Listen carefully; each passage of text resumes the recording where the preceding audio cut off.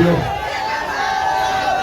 इस सम्मानित मंच पर मौजूद बिहार प्रदेश के पूर्व मुख्यमंत्री, हिंदुस्तानी अवाम मोर्चा के संरक्षक, हमारे अभिभावक आदरणीय श्री जितेंद्र नाथ मांझी जी, मौजूद इस सम्मानित मंच पर जनता दल यूनाइटेड के बिहार प्रदेश के अध्यक्ष भाई उमेश कुशवाहा जी, मौजूद इस सम्मानित मंच पर विधायक भाई पप्पू पांडे जी, मौजूद इस सम्मानित मंच पर पूर्व विधायक श्री रमेश कुशवाहा जी, मौजूद इस सम्मानित मंच पर पूर्व विधान पार्षद श्री मनोज सिंह जी, मौजूद इस सम्मानित मंच पर पूर्व विधायक हेमनारायण शाह जी, मौजूद इस सम्मानित मंच पर पूर्व सांसद श्री ओम प्रकाश यादव जी,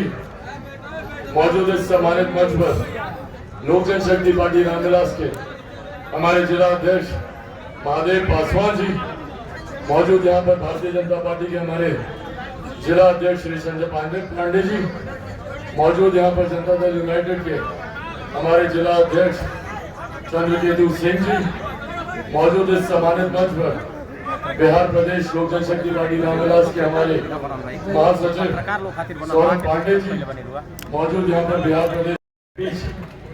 एक तो बस महत्वपूर्ण जानकारी आप लोगों से साझा करने आए।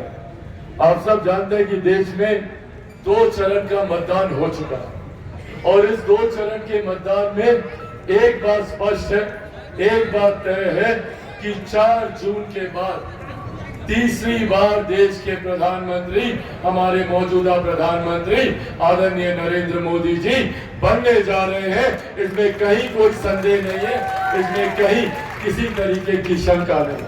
साथियों, जब तीसरी बार हमारे प्रधानमंत्री जी देश के प्रधानमंत्री बनने जा रहे हैं, ऐसे में हम सबकी जिम्मेदारी बढ़ जाती है, हम लोगों की जिम्मेदारी बढ़ जाती है कि हमारी लोकसभा जो प्रत्याशी चुनकर यहाँ से जाए, वो भारत के प्रधानमंत्री के बगल में बैठकर आप लोगों की समस्या का समाधान कर सके, हमारे मुख्यमंत्री के बगल में बैठकर आप लोगों की जुड़ी योजनाओं को पारित करा सके। ऐसे में आज आप लोगों के पास मैं आदरणीय हमारी बहन विजय लक्ष्मी कुशवाहा जी को आप लोगों का समर्थन, आप लोगों का आशीर्वाद मांगना है।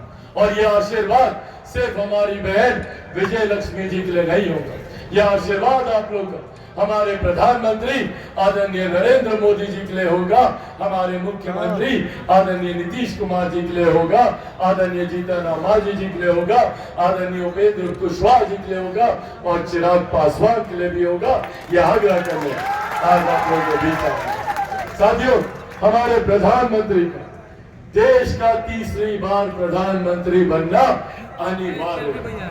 आज से पहले 1 दशक पहले हमें से कोई नहीं जानता था कि भारत की अर्थव्यवस्था, कि दुनिया की 5वीं सबसे बड़ी अर्थव्यवस्था भारत है, तो ये देश हमारे प्रधानमंत्री आदरणीय नरेंद्र मोदी जी की है।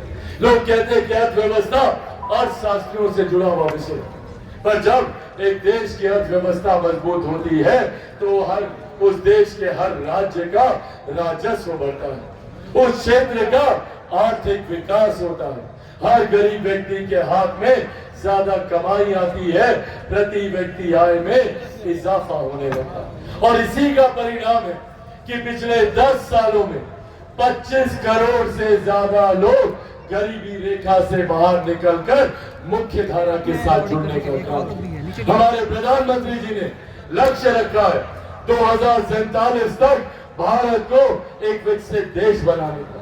भारत को विकसित देश बनाने की दिशा में उठाए जा रहे ये तमाम मजबूत कदम है। आज से पहले किसी प्रधानमंत्री ने महिलाओं के सम्मान की चिंता नहीं की, किसी को इस बात की चिंता नहीं थी कि महिलाओं के लिए एक शौचालय बनाते थे।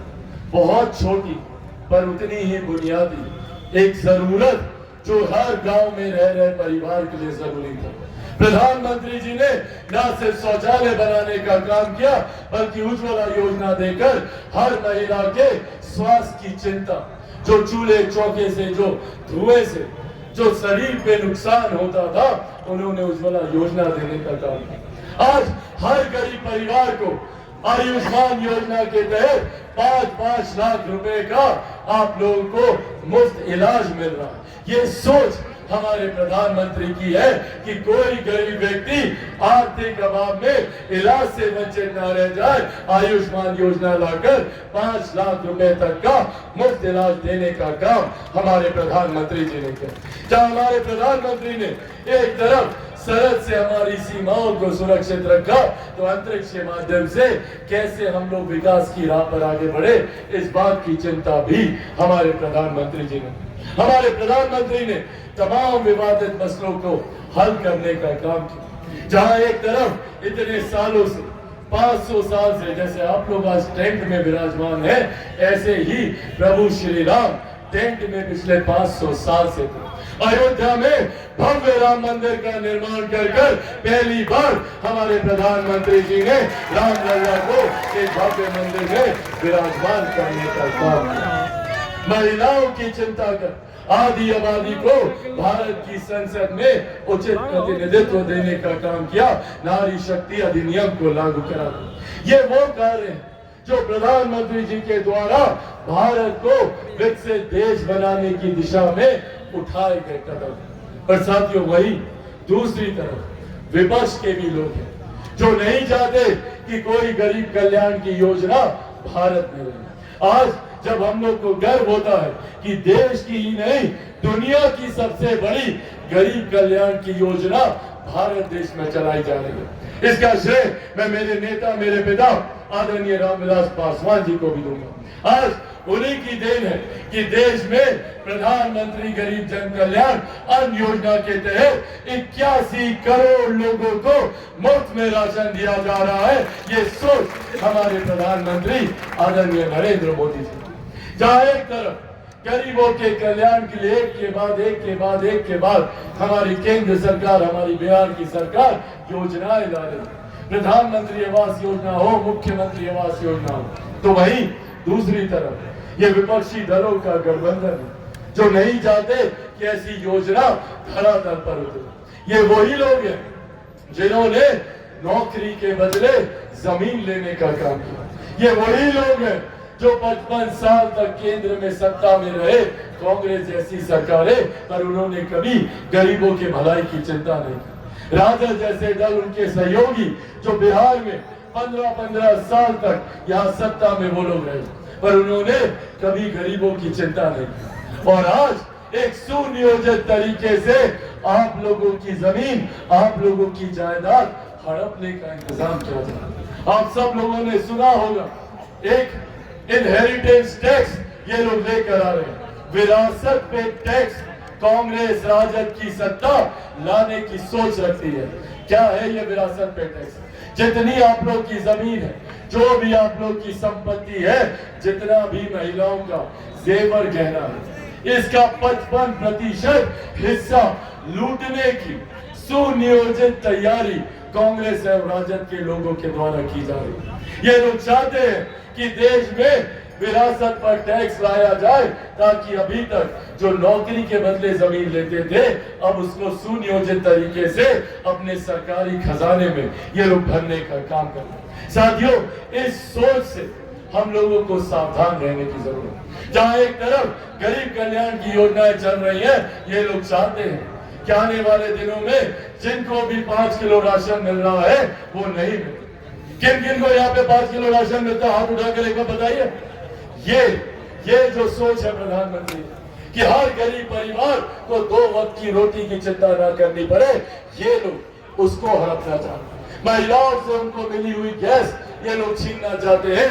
आयुष्मान योजना के तहत आप लोगों को मिलता हुआ लाभ ये लोग छीनना चाहते हैं।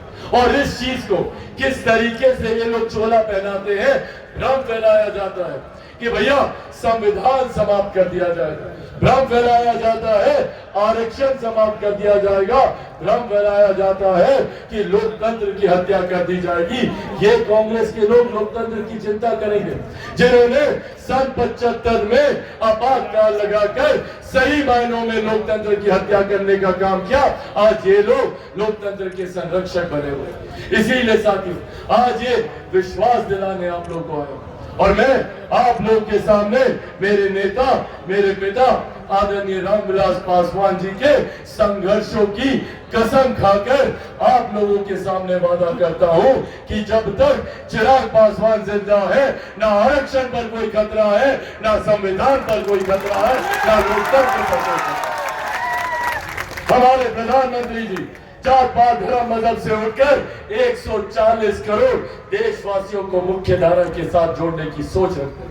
आज उज्ज्वला की बात हो, आयुष्मान की बात हो, प्रधानमंत्री आवास की बात हो, अन्य योजना की बात हो, बिना जाति बिना धर्म देखे सबके साथ समावेशी विकास की सोच के साथ हमारी सरकार आगे बढ़ने का काम कर रही है। इसीलिए साथियों यह आग्रह मैं आप सबसे करूंगा, जरूरी है हम सबको एकजुट होकर, क्योंकि भ्रमित करने वाले बहुत लोग आएंगे और सिर्फ झूठ बोलकर आप लोगों को डराकर, आप लोगों को धमकाकर, ये वही लोग हैं जो लाठी में तेल पिलाकर गुंडाई करने का काम करते थे। ये वही लोग हैं जिनके जमाने में 90 के दशक में कोई महिला शाम के बाद घर से बाहर नहीं निकल सकती।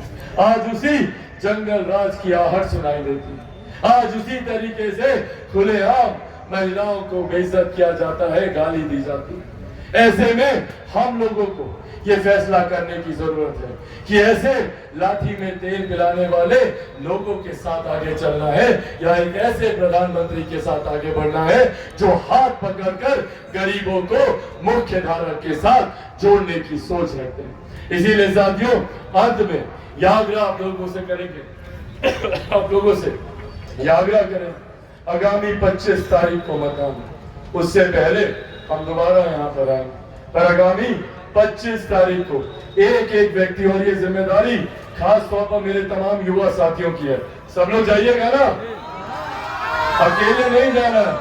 गांव से दादा दादी चाचा चाची सब भाई बंधु दोस्त सबको लेकर जाना, कोई घर में छूटना नहीं चाहिए। एक एक व्यक्ति घर से निकलेगा और जाकर मतदान केंद्र में कौन से छाप पर बटन दबाइएगा, 3 छाप पर बटन दबाकर आप हमारी बहन विजय लक्ष्मी जी को यहाँ से विजय बनाइएगा। और जब विजय लक्ष्मी जी यहाँ से जीत कर जाएंगी तो सीधा प्रधानमंत्री, तीसरी बार प्रधानमंत्री पद की शपथ लेंगे। मुख्यमंत्री जी मजबूत होंगे, जीतन राम मांझी जी मजबूत होंगे, उपेंद्र कुशवाहा जी मजबूत होंगे और आपके बेटे, आपके भाई चिराग पासवान को भी आप लोग मजबूती देने का काम करेंगे। तो आप सब लोग तैयार हो जाओ, एक बार दोनों हाथ उठाकर जोरदार ताली से आप लोग अपना आशीर्वाद दे दें। बहुत बहुत धन्यवाद साथियों। एनडीए गठबंधन जिंदाबाद, एनडीए गठबंधन जिंदाबाद, एनडीए गठबंधन जिंदाबाद। बहुत बहुत धन्यवाद साथियों। जय हिंद, जय बिहार।